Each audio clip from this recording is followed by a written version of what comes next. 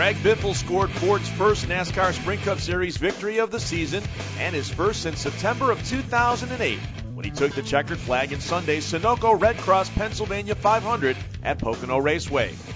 Biffle and crew chief Greg Irwin gambled on a two-tire pit strategy on what turned out to be the final stop of the day to gain track position and eventually the lead of the race.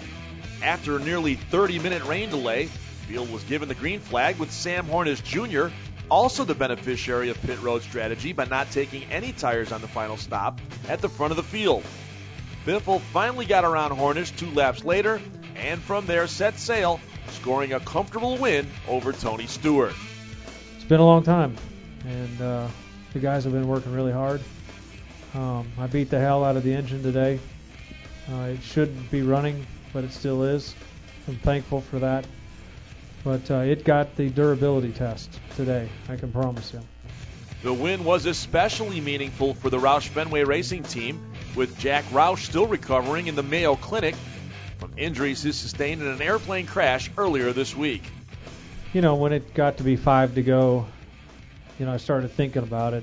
And, I started thinking, this race is meant to be. It's for Jack. And then I thought, spending all the time I've spent with the Ford people and, how desperate they are to prove that they've got good product. They got great cars and trucks, but they want to prove on the racetrack that they want to win. And then I thought about all the 3M guys, and so, but Jack mostly. And, I just thought, this is going to be a great day if I can complete this thing. Stewart, who started from the pole, scored his 9th top 5 at Pocono with the runner-up finish after taking 4 tires on the last stop. I thought we were going to be in bad shape when we had to come in for the 4 there at the end, but our guys did a great job of getting us out. First car on 4 tires out of the pits there, and that got us the opportunity to get by some of the guys that took 2 tires or no tires there at the beginning of the run, and from there we were able just to race hard with Carl and the 77 car and Harvick. So it was a fun day. Carl Edwards continued his recent hot streak by recording his 4th consecutive top 10 of the season with a 3rd-place run.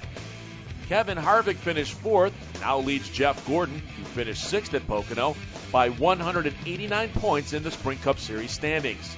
Denny Hamlin, who was shooting for his 3rd straight win at Pocono, led 19 laps and finished 5th.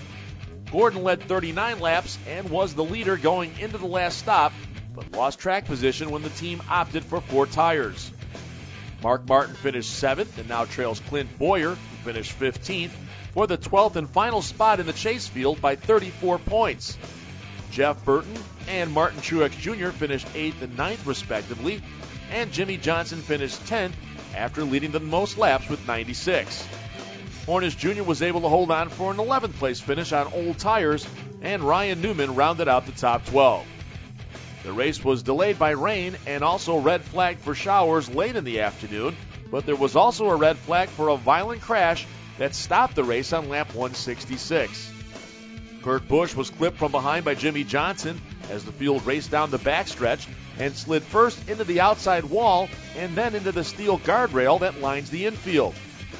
As Busch's car was going on its wild ride, Elliott Sadler was involved in a horrific crash racing in the pack behind the leaders. Sadler checked up to avoid the Busch-Johnson scrap and was hit from behind, sending him into the inside guardrail barricade at full speed. The impact destroyed his Ford and jolted Sadler's engine from the car. I'm okay. I'm a little sore. The breath definitely got knocked out of me. It was probably the hardest hit I've ever had in a race car, but I got to thank all my guys back at home that put these things together, and it knocked the engine out of it. I know I knocked the sway bar tube and the whole sway bar out of it, and the whole left front wheel assembly, but I'm still in one piece. So it did its job, and the way it hit the guardrail and stuff back there was pretty tough. So not the run we wanted to have with the U.S. Air Force car, but we'll go get them next week. Be sure to check back with MotorRacingNetwork.com for the latest from Pocono, and stay with us all week as we count down to next Sunday's hell of a good sour cream dips at the Glen.